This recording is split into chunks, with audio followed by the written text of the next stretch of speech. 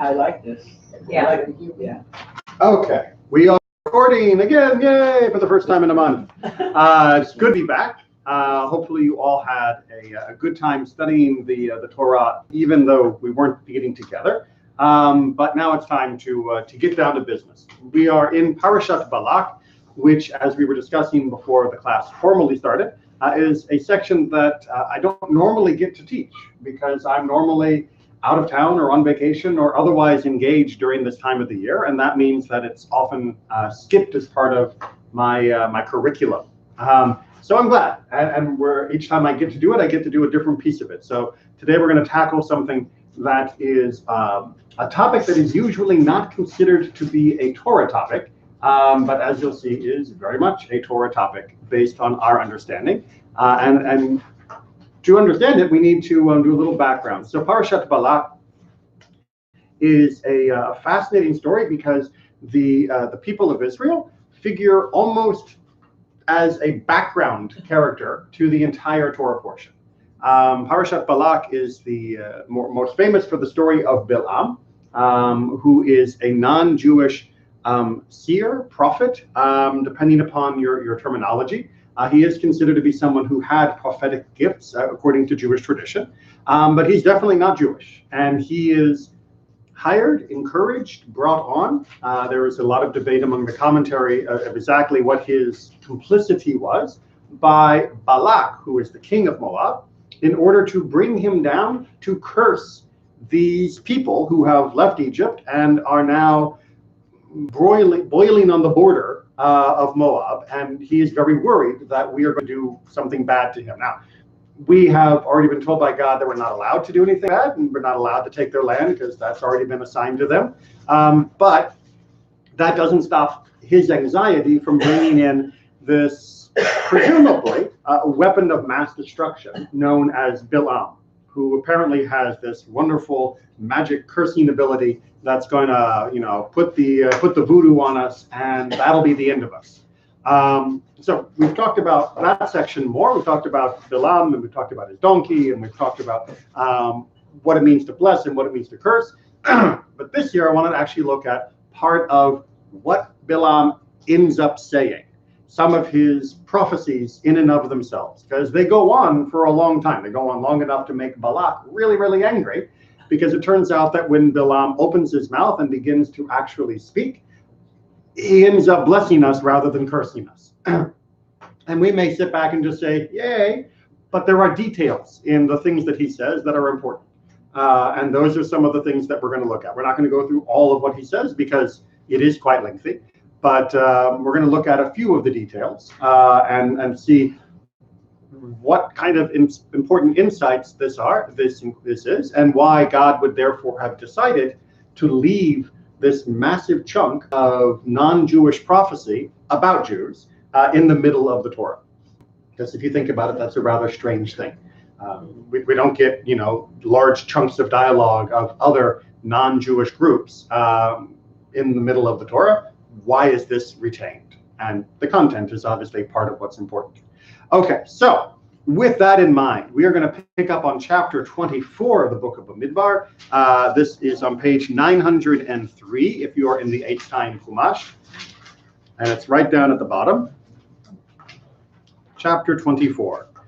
This is right near the end where Bilam has been trying to curse and continuing to open his mouth and only say blessing, and making his hirer, Balak, angrier and angrier.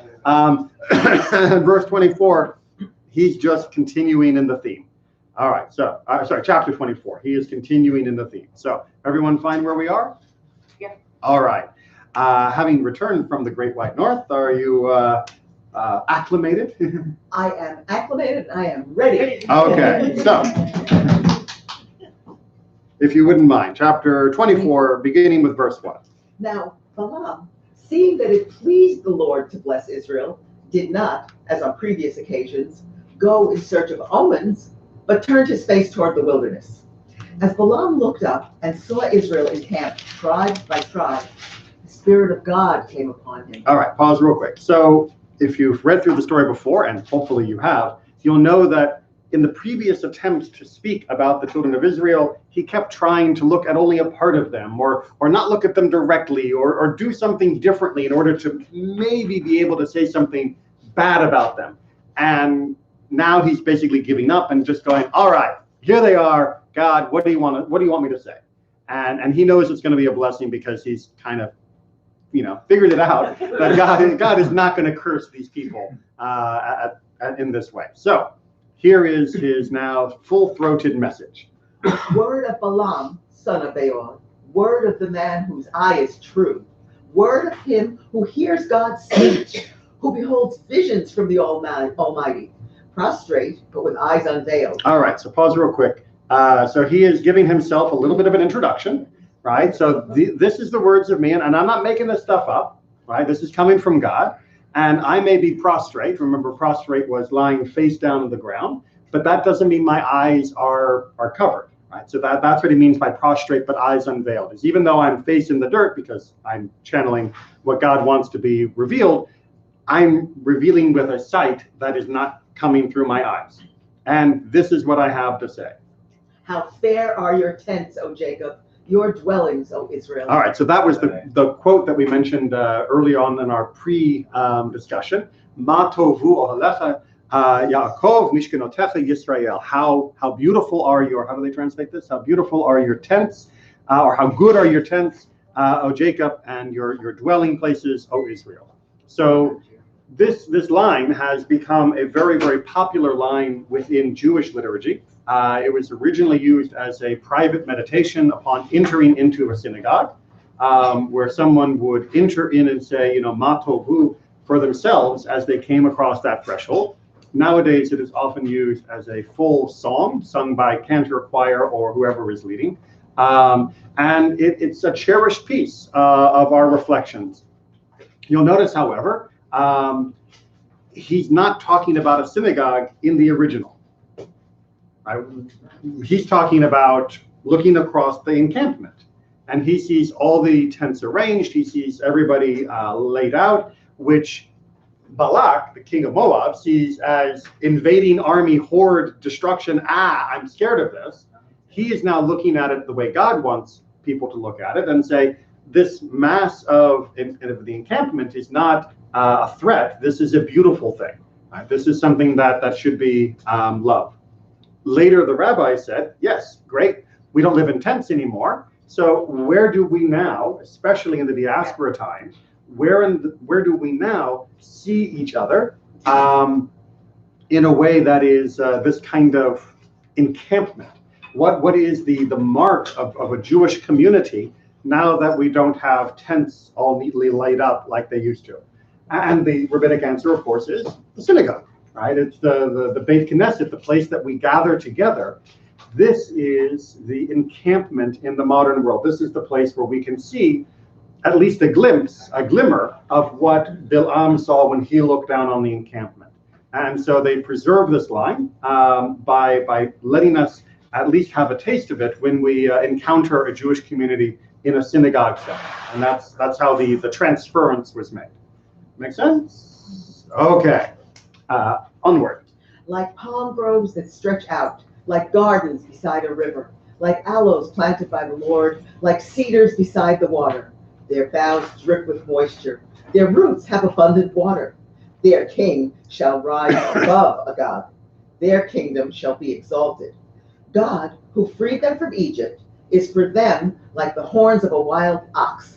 They shall devour enemy nations, crush their bones, and smash their arrows. All right, so pause real quick, just because the imagery here hopefully is a good example of biblical poetry that you can take away. That when people wanted to say something important in biblical times, they didn't say Israel was mighty.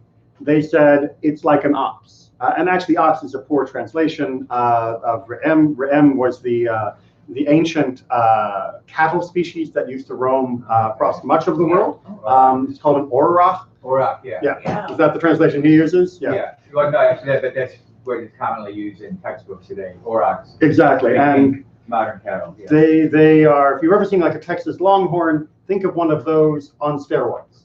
right? They were absolutely They were massive. 6 feet tall at the shoulder. Exactly, Their heads and were the 7 horns, feet up. and the horns are a good 6 foot across or so. Right. I mean, just absolutely huge things. If you go And to not the, tame. if you no, very much not. If you go to the Israel Museum, which I was at recently, in the archaeology section and the prehistory part of it, they actually have a skull of one of these, and I have a picture of Hannah standing in front of it, and it is just an absolutely monstrous head and horns, and that's why it was a symbol of strength and power. And those only went extinct, depends on exactly where, but anywhere between 1,000 to 2,000 years ago is when they went extinct. So they really were around in living memory for most of the European communities and most of the Middle Eastern and Asian communities.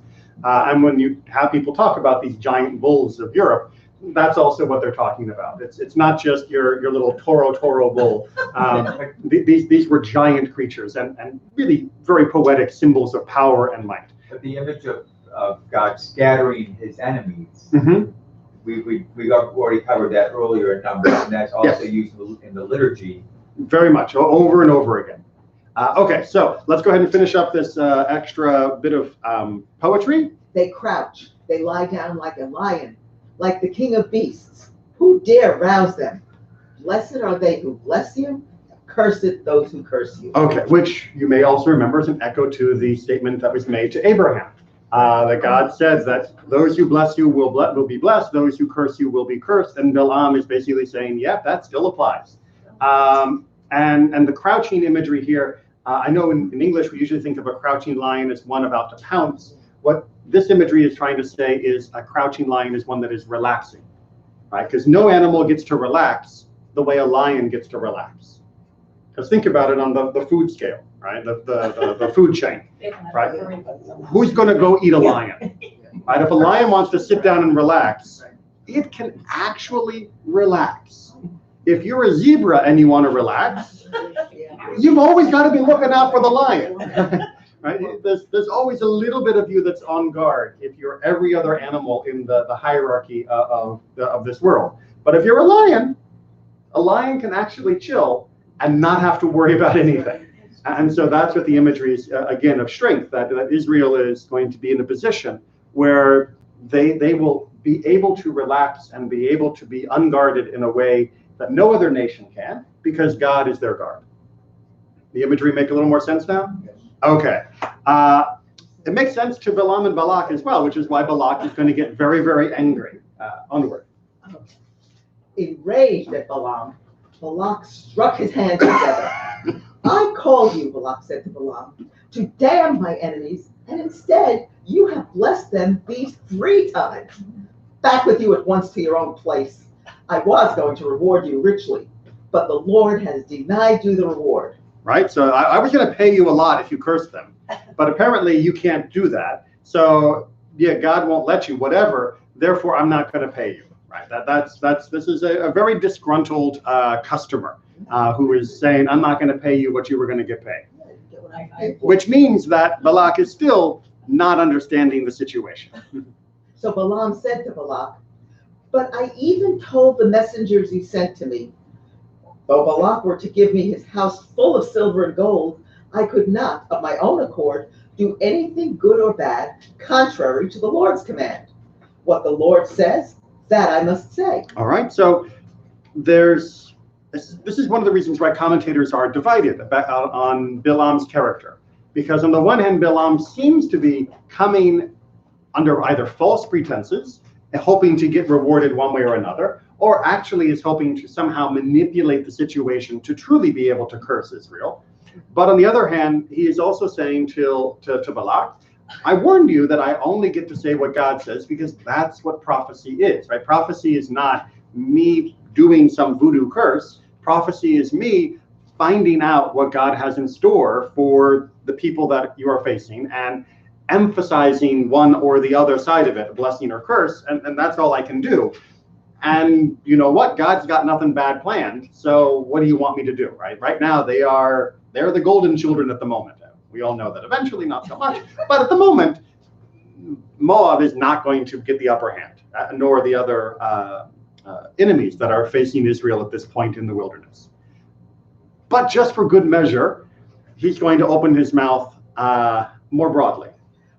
But it's kind of interesting because I didn't think that Balak believed in the God that we believe in. I thought he had idols and stuff, and yet he seems to have our God above anything else. So everyone in the ancient world around this wilderness time recognized that there was a God that was on our side, right? So they didn't necessarily recognize it as being the God. They weren't necessarily becoming monotheists, but it would be the equivalent of a Greek person saying, wow, this Ra God in Egypt is pretty mighty. That doesn't mean that they stop believing in Zeus. It just means they attribute power to other pantheons as well. And that kind of mixture of different deities was normal in the ancient world. And in fact, the Jews get involved in doing an awful lot of that later in our history as well, where we start adding extra gods to our pantheon, but we still keep God, the Yud-He, Vav-He, Adonai, in the mix. We just add more to the mix. So the idea that Balak is recognizing that Adonai, the Yud-He, Vav-He God, is not letting the curse happen is more just a recognition of the power of our God, not the singularity of our God. So unfortunately, he missed the chance for monotheism. He could have, you're right, there was a moment, and then Egypt could have also done this, and all the other nations could have used what was happening as the spark that would lead to an infection of monotheism all across the region. But they chose not to. And now, as I go back to my people, let me inform you of what this people will do to your people in the days to come. He took up his theme and said, all right, so we understand what's coming? Yeah, it's like, all right, so you know what, I'm going to go home. But before I go, let me tell you what's going to happen to you. Right? So you wanted me to curse them. You wanted me to talk about the children of Israel. Notably, as we've talked about in previous years, you didn't hire me to bless you. You only hired me to curse them. Yeah. Right? So, okay, well, how about if I tell you what actually is going to happen to you? Free, no charge. So you were right. You wanted me to curse them because you didn't like these people invading you. Right. And let me tell you, you were right, because wait till you see what they're going to do to you. Which is kind of what's going to happen, but it's more of, and you're kind of going to deserve it. Right? Because nothing that happens between Moab and the people of Israel was destined to happen. Right? Israel would have passed through Moab unharmed and without harming anyone if they had been given permission. Right? That was the invitation that Moses extended to them. Right? Just, we need to get from here to there, and that means we're going to be passing through. Please let us. And it was the resistance by the other people in the area, not only Moab, but others as well, that led to the various conflicts that are laid out in the book of Numbers. All right, so let's get the future. Word of Balaam, son of Beor, word of the man whose eye is true, word of him who hears God's speech, who obtains knowledge from the Most High, and beholds visions from the Almighty. Prostrate, but with eyes unveiled. All right, there's our intro. What I see for them is not yet. What I behold will not be soon. A star rises from Jacob. A scepter comes forth from Israel. It smashes the brow of Moab, the foundation of all children of Seth. Edom becomes a possession. Yea, Seir, a possession of its enemies. But Israel is triumphant. A victor issues from Jacob to wipe out what is left of Edom. Okay. So what's going to happen? Someday Israel's going to conquer Moab. Yep. You know what? You're right. Israel is going to conquer you. It's probably not going to be today, because as you notice, we get this what I behold will not be soon kind of, and it's not yet wording, which we're going to come back to in our commentary. But eventually, you're right. They are going to conquer you. Right? Eventually, it's going to be gone. And not only you. Right? There is mentioning of other nations. Who else is mentioned here? Edom. Right? Edom. Here, wait. Who was that? Seth. Seth. Wait. Who's Seth? Who's Seth? Who's Seth? Seth is the third. Oh, he's one of the sons of Noah. No, he's the son of Adam and Eve. Exactly. He's the other side of the timeline. Yeah. He's the son of Adam and Eve. He's the third son. Right? Remember, they had Cain and Abel. That didn't work out so well. Right? Abel's dead. Cain eventually dies as well, and everyone, in fact, also dies from those lines, except for Seth, who eventually his lineage gives birth to Noah. So if we say the children of Seth, That means everyone. that means the whole world. Yeah. That means. Wait a minute. So when is this going to happen? Wait. Right. So all of a sudden, things have shifted, right? When it's Moab over there, right, and Edom over there, and you'll see, we're not going to have time to read, but if it goes on to talk about the Kenites and the Amalekites and other groups, right, those are all people that I can point to and see if I'm standing alongside Bilam. But when he says the children of Seth, he's talking about humanity, and that seems a little confusing, because that means, well, as you pointed, what time period are we talking about then? Well, what time period does that mean we must be talking about here? If it hasn't happened yet, It's the It's the future. it's the future, right? And in fact, this is generally considered to be the most explicit prophecy within the Torah of the end of days, of the coming of the Messiah. Right? So another reason why, not only for the poetry, God might have left the words of Bilam in our book, is because it gives us an insight into the end of days, which is what we're going to focus on. And this he paid him for? He paid him to get. Well, he ended up not paying, he only had to pay travel expenses, Right. which was a real pain in the donkey, sorry. But that was another part of the story. All right, so do we have a copy to everyone? We should have enough, I think. No? Did I miscount? We got enough. We got it just enough. Look at that. See? Just right. I was a prophet in my photocopy typing. So we're on the side that was labeled the King Messiah. And this is taken from Rambam's Mishnah Torah in his section about what's going to happen at the end of days. This is, in fact, a section that was often censored from many versions of the Mishnah Torah because the Christian censors did not like us saying explicitly that Jesus wasn't the Messiah, which is another part of this whole chapter. So I highly recommend, you can go on to Safari, you can read it all in English. If you go to the chapter, this chapter on Kings and Wars, you'll see a very detailed outline of what the end of days will probably look like.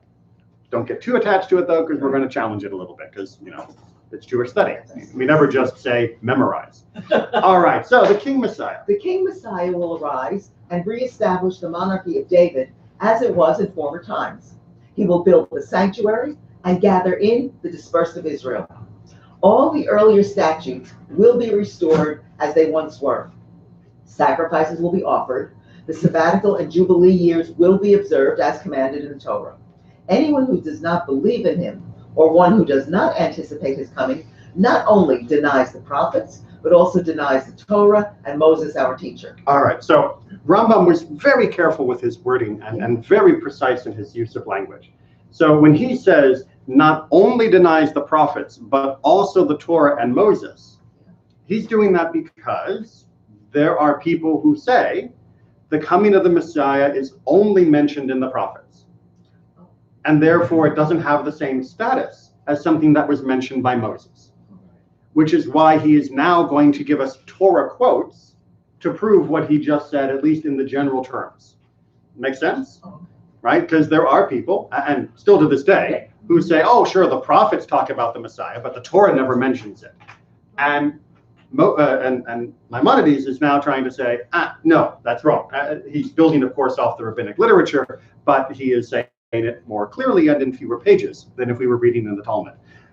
For the Torah has given testimony about him, the Messiah, saying, and the Lord your God will turn your captivity and have compassion with you. He will return and gather you from all the peoples. If any of you should be dispersed at the ends of heaven, from there God will gather you, from there he will fetch you, and the Lord your God will bring you. And that's in Deuteronomy. Okay, but if you notice, this definitely talks about redemption, but does it talk about a person doing the redeeming, right? Where's the actual Mashiach in this? Where's the actual Messiah in this? like I said, the Torah speaks a little bit more generally, but he does have a very good reference text for a specific Redeemer. And we continue, we'll come across that. Because these matters are explicit in the Torah and include everything said by all the prophets. It is even written in the chapter of Balaam, who prophesied about both the Messiahs. The first Messiah was David, who saved Israel from her adversities. The final Messiah will be from his sons and will deliver Israel from the hands of the descendants of Esau. All right, so notice first of all that we're talking about the word Messiah in a plural form. Yeah. That's because the term Mashiach simply means anointed, and in this case it's sort of an anointed deliverer. And you'll also notice that the term Messiah is being used about someone whose primary job is not miracle working, but whose primary job is stopping the suffering, right? Stopping the pain. Right? David was a Mashiach in this sense, not just because he was anointed as king, but because he was the one who was able to unify the kingdom and therefore rally it against all of the different foes that had been attacking and harassing her people. So that was his deliverance that he perpetrated. And the next Messiah, the one that will be the last and final one, the second, will be the one who does it in all, for all time. We'll finish the job, so to speak. Okay, so we've got these two, but how do we know they're going to be two? Well, look to our verse. Because it says, I shall see him, but not now. This refers to David. I behold him, and not soon. This is the King Messiah. So you may have noticed over our many times of studying together that whenever there is a repetitive language in a verse, this is an invitation for the commentary to try and see something that is distinct between each of the two halves. So the fact that Balaam uses the phrase, it's not now, but it'll be later, I see him, but not soon, means that there are two different people being talked about according to this rabbinic midrash. Everyone following that logic? Right? It's not just poetic doubling, it's talking about two separate cases. And he goes on. A star from Jacob shall step forth. This is David. And a scepter shall arise out of Israel. This is the King Messiah. Okay, so we got the star and we have the scepter. And those two are talking about two different people according to Rambam, again, based on other rabbinic teachings. And shall smite through the corners of Moab. This is David. And so it says, and he smote Moab and measured them with a rope and brake down all the sons of Seth. This is the King Messiah of whom it says, and his dominion shall be from sea to sea. And that's in Zechariah. Right. So the idea being that if we're talking about all the children of Seth, then we're talking about all of humanity, and therefore we need an all-inclusive term. And so we go to Zechariah, and there we find the idea of sea to sea. So we end up with Rambam's interpretation of reading this section of Balaam's prophecy about being about two different people, one of whom is not here yet.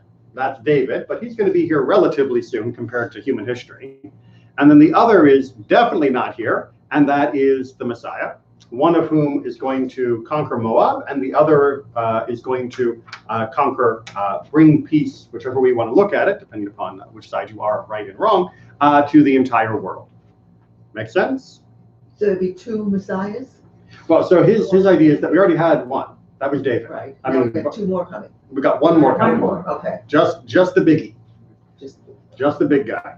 Right? So when it uses the term King Messiah, right, Melech Mashiach, that's talking about the guy who's descended from David, who has not yet been established, but who will bring this final state of redemption and an end to all of this conflict, war, and human-made suffering. Okay. However, this is not the only way to read this verse.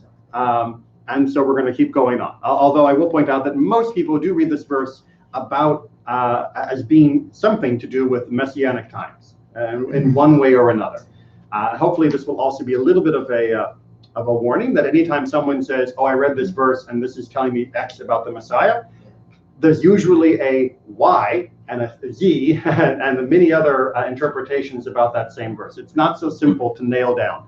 The idea that there is Mashiach, that there will be redemption, that there will be an end to suffering, that is universally agreed upon. Exactly what each verse is telling us about that vision, that there's more debate. Okay, so let's go for Dad Sekini. Right, so it says, What I see for them will not be yet.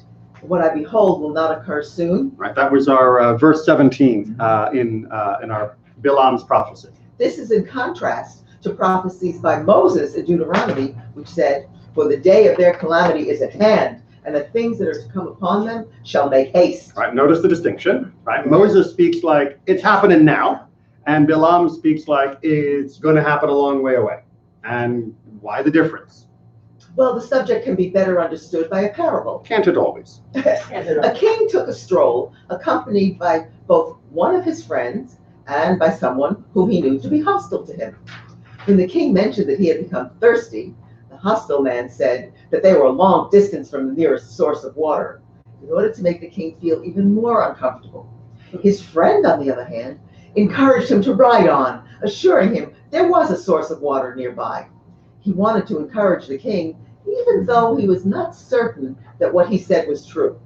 Right, so the king is getting similar information from the two different people, which is basically there's no water right now, but there will be water. It's just one of them is spinning it to say it's probably going to be soon, and one of them is spinning it to say it's probably going to be a long way away, both of which are meant to either demoralize or to encourage and give comfort to the king. Everyone got how that parable works? Yeah. All right, so how do we apply it to the prophecies? Balaam, the enemy of the Israelites, portrayed the salvation of that people as being a long way off, whereas Moses, the people's friend, encouraged the people to observe the law of Torah, as a result of which their salvation would prove to be quite near. All right, so they have two different motivations, right? Bilam, again, in Da'at Zekanim's view, is still an enemy of Israel, right? He's not the misunderstood prophet. He is someone who was trying his best to do bad by us.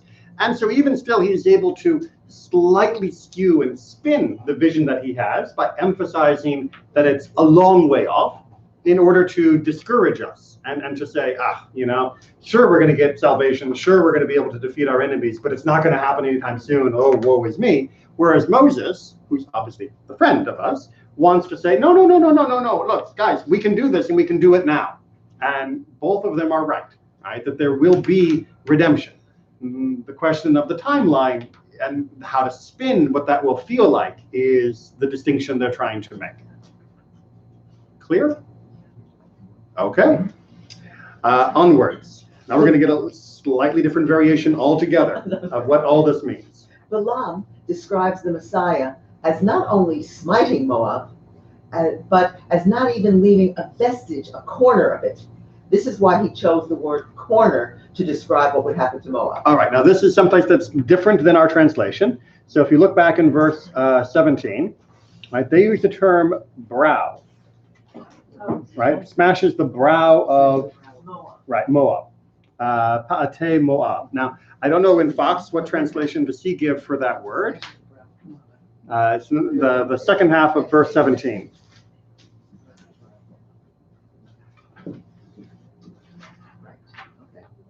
Does he say brow or corner or cheek or? It smashes the brow. Smashes the brow, the pate, part of the head. The pate. That's an interesting play on word, right? And the crown of all the children of Seth. Okay, so the translation that's going off a more alternative version is saying that the pa'ate, a Moab, is actually like the peot, like the corners. Exactly. Now, that's where they're getting brow, because the corners of the head is your brow, right? This is the area that we get peot from, the corners that we let grow.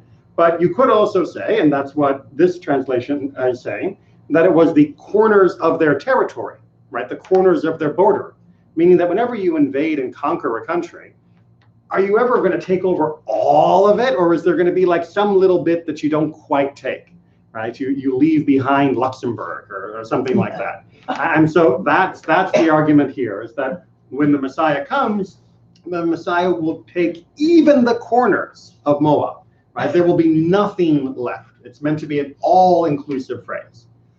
Alternatively, Balaam may have alluded to the fact that King David would precede the Messiah by smiting the Moabites and reducing them in power, so that all the Messiah would have to do would be a mop-up operation, removing the last vestiges, the corner of them. Right, so you can read it instead of saying the Messiah will destroy just the corners, because that's all that's left. right? So you can read these as being basically completely opposite. You could either read it as saying the Messiah will destroy even the corners, meaning everything including the corners, or you could read it as saying the Messiah will only have to destroy the corners because David will have already taken care of the rest of them. And both of those fit the words, and both of those fit the concept of the Messiah.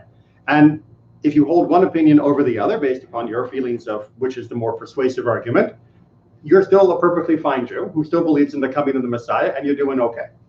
But this is how the language can sometimes have some variations, and why it makes it slippery to make absolute predictions about the interpretation of what will happen in the end of days. Especially because we're now going to move into an even more slippery question. So Balaam added the foundation of the people of Seth, referring to the liquidation of the kingdom of Ammon. Wait, what? How is that Ammon, right? It's Shet. I mean, Shet is the name of the Hebrew word for Seth. How is that going to be? I mean, that's Adam and Eve's son. I mean, Ammon is not, right? Ammon is from Lot, right? And one of his daughters. So it's the brother nation to Moab. So it makes sense of why you might have mentioned Ammon rather than mentioning Seth, because that does seem too big and inclusive. But how do you make a leap between the word Seth and the nation of Ammon? Well, the reason he equated them with the descendants of Seth is because the very name of the Ammonites was a reminder of the shame. The Boshet. Yeah, Boshet. Maybe read Beshet.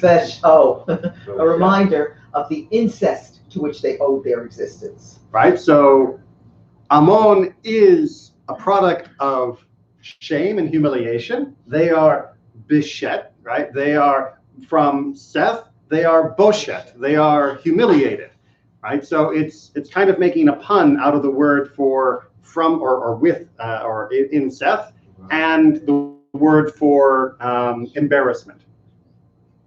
I don't see a lot of convinced expressions around the room, but that's okay because Seth means appointed but in Hebrew. I mean, but you can still make Boshet out of the word Shet.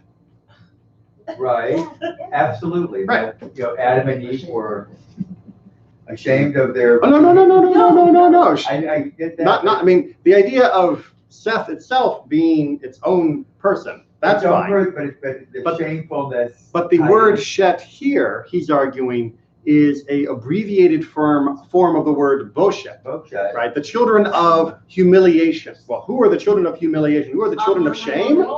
Ammon, right? Because they're the other ones born out of incest, right? As a nation.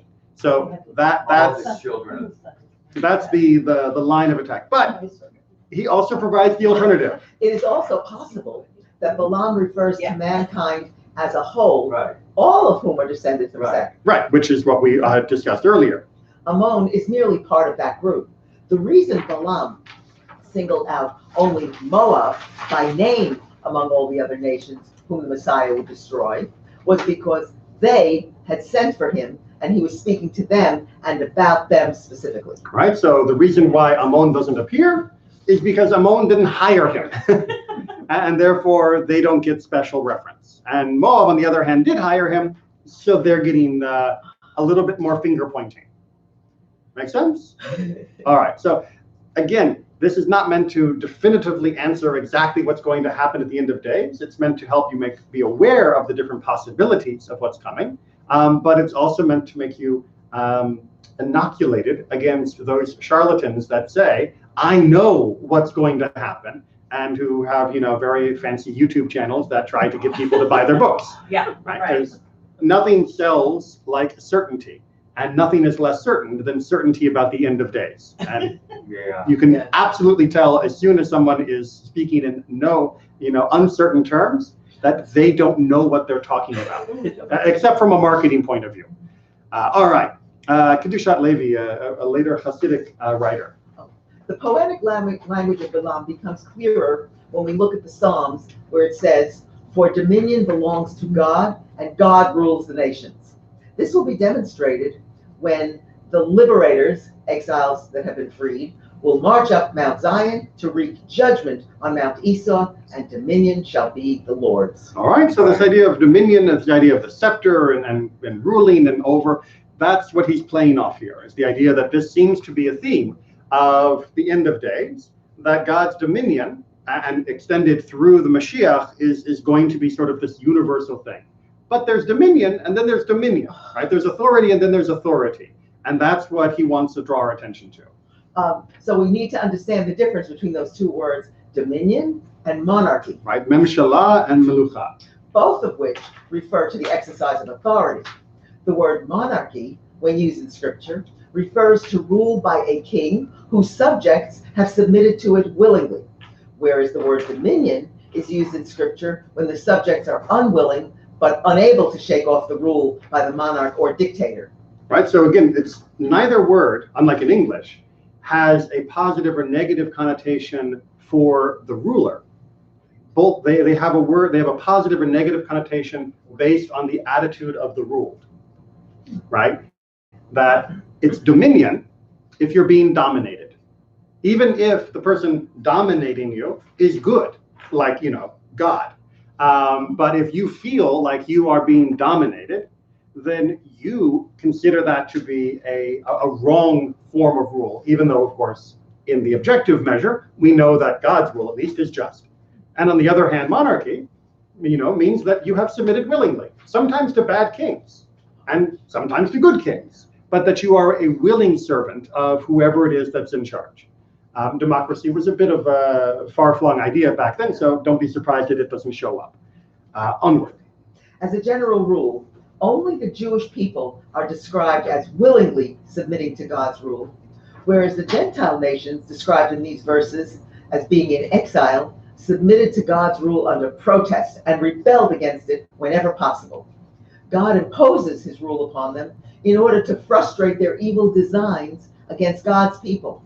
In the eras described, both in Psalms and in Obadiah, this situation will have changed, and the Gentile nations will willingly appoint God as their king also. Okay, so what he's trying to say here is that one of the major differences that's going to happen between now and the end of days will be the change of the attitude of the rest of the world towards God and towards following God's law. Now, it doesn't mean everyone becomes Jewish, but it does mean that everyone willingly and joyfully acknowledges that there is only one God, and that there is a right way to live, and that way to live does not include murdering Jews. All right, and that's a big part of Keddushat Levi, and given where he lived in Europe and the time that he lived, it's really clear why he felt that was a very important point to make. But his final point is really the most important, which is, up until this point, there has been a constant rebellion by the world against God. And what will be different in the final analysis is not human nature, but human choice, that we will choose, the whole world, to accept God willingly. And then it won't be domination, it won't be a problem. We'll simply say, this is the right way to live, with justice and with compassion, with all of the other values that we know God speaks for into this world. That will be the final stage of our struggle, is eventually accepting that, not begrudgingly, not being annoyed every time someone tells us to be good, but willingly, because we recognize that this is the nature of the world that God has created. And that when we go along with it, it's a lot better than when we fight this impulse to be good. What do we think? How Torah picks up that theme, and in one of the verses about how God judges the nation, and then ends the beautiful ending of, hear a memorial what God requires of you. After contrasting, God will judge you and judge those nations who don't do. Well, and specifically what God requires is not mountains of sacrifices, but what God requires is walking humbly, loving justice, doing good. That's it, right?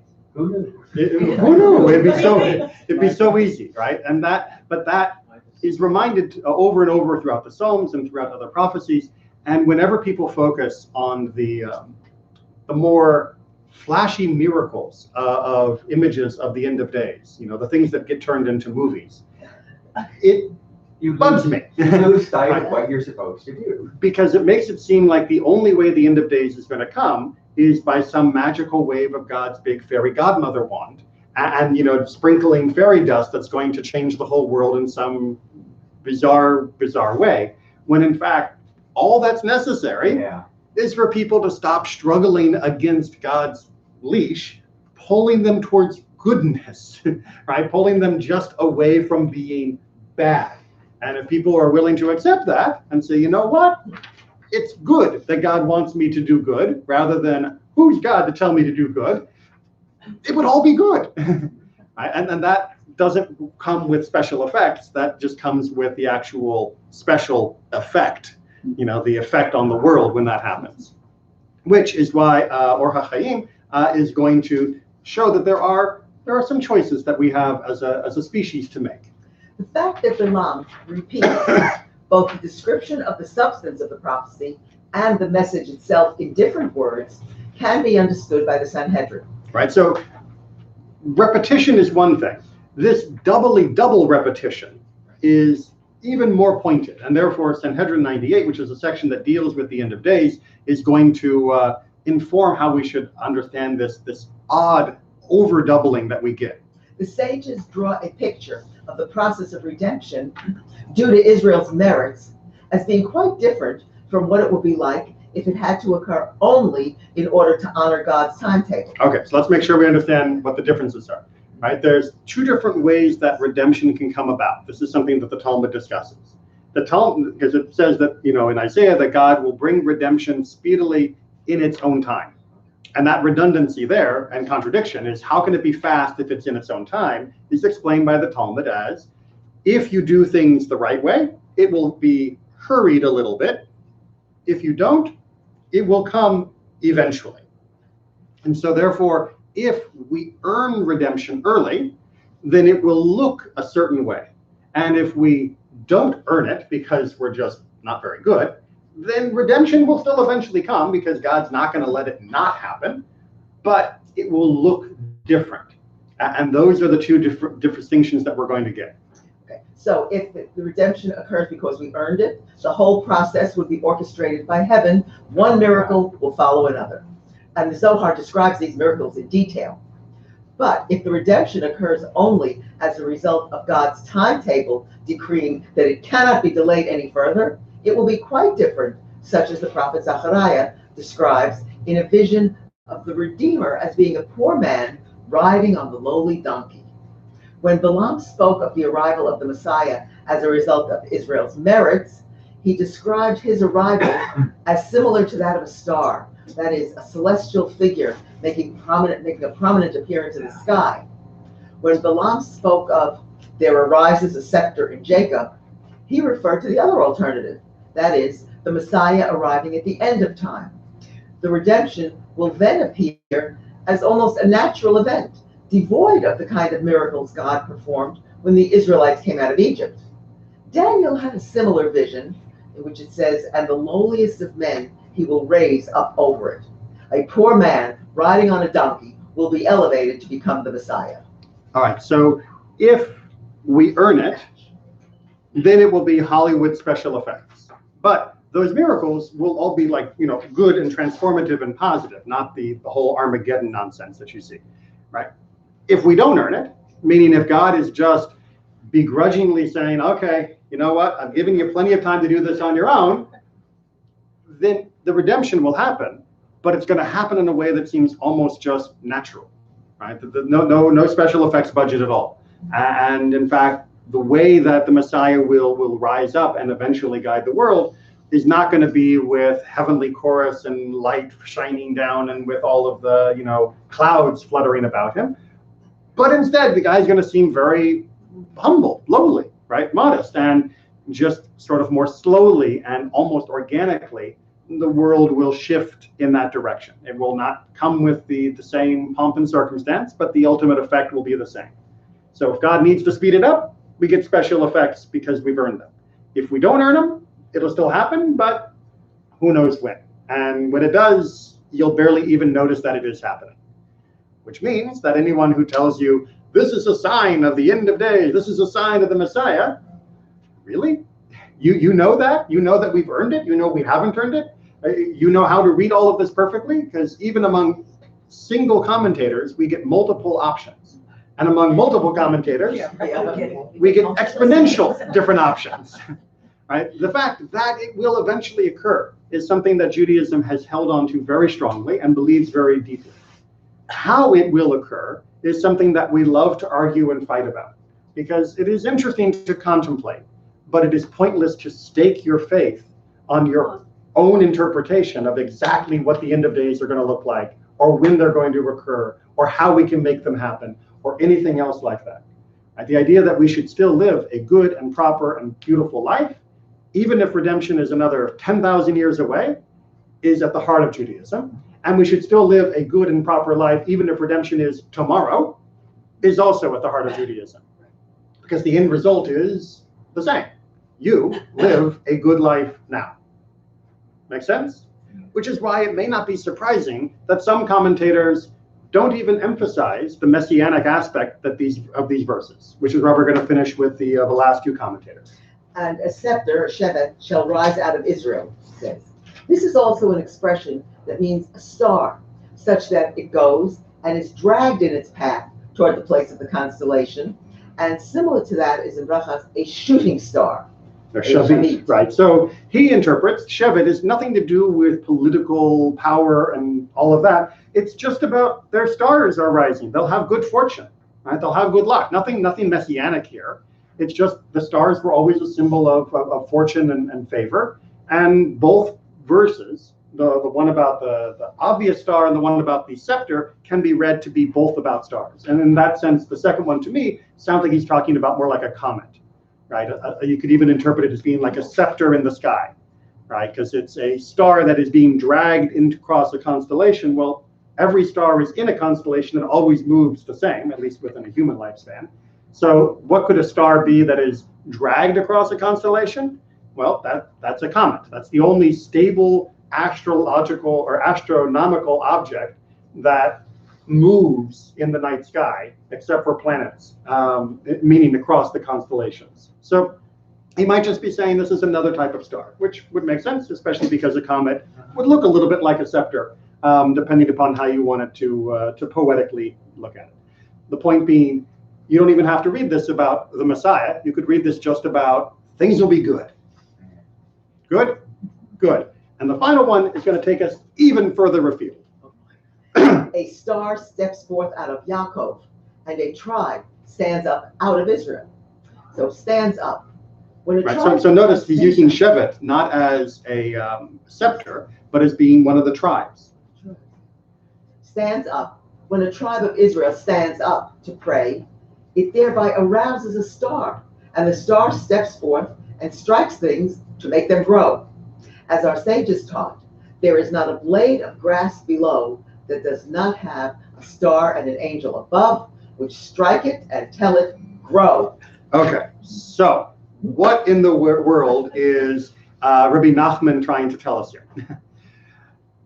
It's complicated, but follow the pieces. He is saying this verse is talking about a tribe rising. In Jewish literary analysis, the word to rise, the word to stand, is of course Amidah, right? The Amidah is the word that's used for tefillah, for our main prayer, right? The main section of the service that we do in any given prayer, whether it be the morning service, Musaf service, afternoon service, or evening service, the main heart of those services is the Amidah, stand. So when a person stands, then the star will rise. Now, what the star rises is not what we think of in your star is rising in English idiom. For this, the star rising means the star gets up and does work, because he's not talking about stars in the sky. He's talking about the stars being symbolic representations of divine forces, of the angelic host. Right? That's why we say, when we say Adonai Tzivaot, the God is the Lord of hosts, the hosts we're talking about is physically the stars above us, which are metaphorically represented as angels beyond that. Angels, of course, in Judaism being manifestations of God's will. So when we pray, we move those points of God's will to influence how the world will work, because we know the world is dependent upon those elements of God's will, those angels, those stars, in order to grow, in order to exist. So therefore, our prayers transform the world. And we know that because of Balak. It's just that easy. It works. Yeah. Yeah. It works. I mean, it is a very, very insightful commentary. Well, there is definitely room for debate. But the way that he analyzes the words, it does make sense, right? That the idea of standing and stars being put together in a single verse to say that the stars represent the angels, because we have that in numerous parts of other texts, to then say our standing means our prayer, and it influences the stars, and since the stars influence the world, means that our prayers, you know, by the transitive property, influence the world. Kind of divine sparks, perhaps. Exactly. Well, I That way mean, we so can angels, describe it. right? So angels in rabbinic literature are generally, apart from the ones that get names as characters, but in generally are considered to be pure emanations of God's will, right? They don't get choices, they don't get decisions. That's what humans get and why we make mistakes.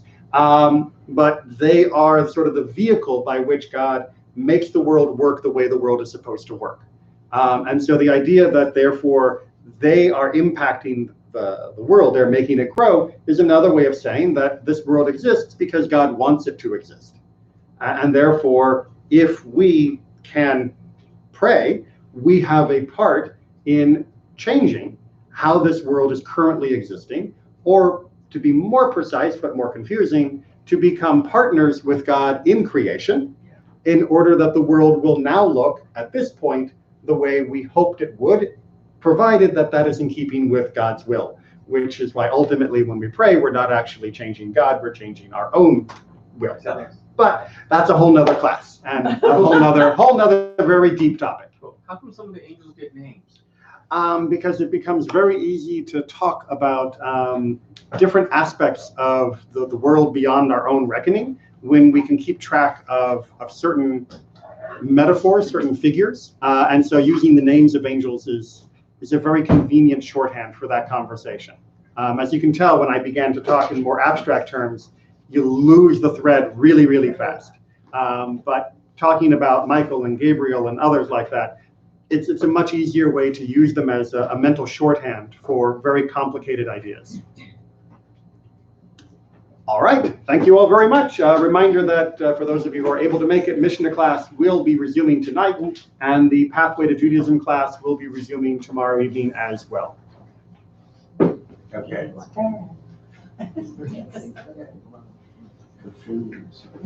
All right. Like